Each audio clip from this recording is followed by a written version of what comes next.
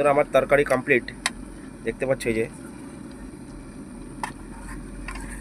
তরকারি কমপ্লিট হয়ে গেছে, পাচ্ছ আলু সব কিছু। আর লবণটাও টেস্ট করেছি, খুব সুন্দর হয়েছে তরকারিটা, সত্যি কথা বলতে এত সুন্দর। আমি এতে আদা দিইনি, জেনে শুনে আদা দিইনি, আমি রসুনের একটা আলাদাই গন্ধ, ওই রসুনের গন্ধটা দিয়েই আমি ভাত খাবো, যার জন্য আমি শুধু রসুন দিয়ে ভাপাচ্ছি আর কি। তরকারিটা এত সুন্দর,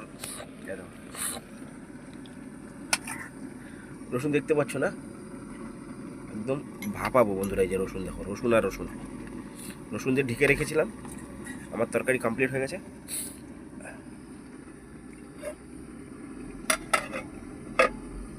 তরকারি কমপ্লিট। এই যে আমার একদম ঝুরঝুরে গরম ভাত, ঝুরঝুরে গরম ভাত কমপ্লিট, ধোয়া উঠছে।